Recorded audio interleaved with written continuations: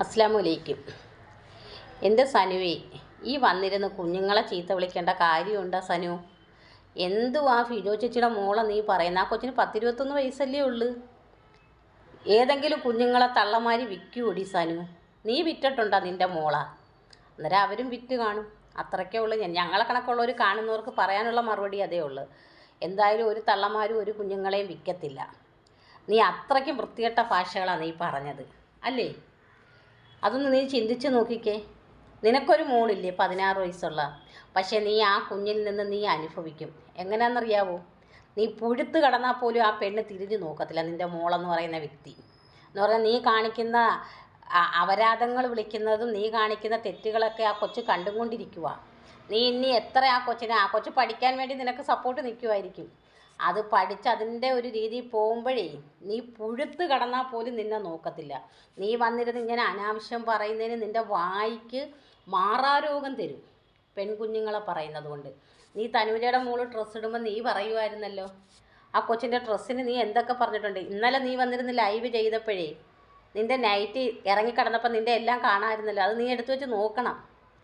എന്നിട്ട് വേണം വന്നിരുന്ന് ബാക്കിയുള്ളവരെ കുറ്റം പറയാൻ. പിന്നെ പവർ ചേട്ടൻ അവിടെ പിടിക്കുന്ന ആളാന്ന് പറയുന്നത് നീ. പക്ഷെ നീ കൊടുത്തിട്ടുണ്ടായിട്ടായിരിക്കും നീ ഇത് വന്നിരുന്ന് പറയുന്നതെന്നേ.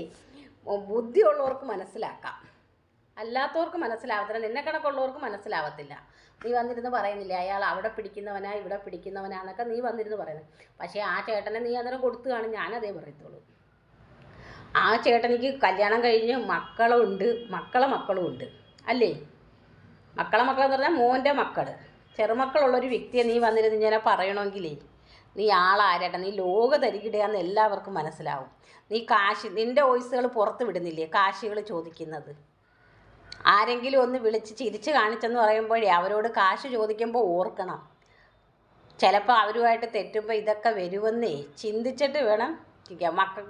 മക്കളെ ഉണ്ടാക്കിയാൽ മക്കളെ ജോലി ചെയ്ത് നോക്കാനുള്ള കരുത്തും കൂടെ കരുതണം കേട്ടോ.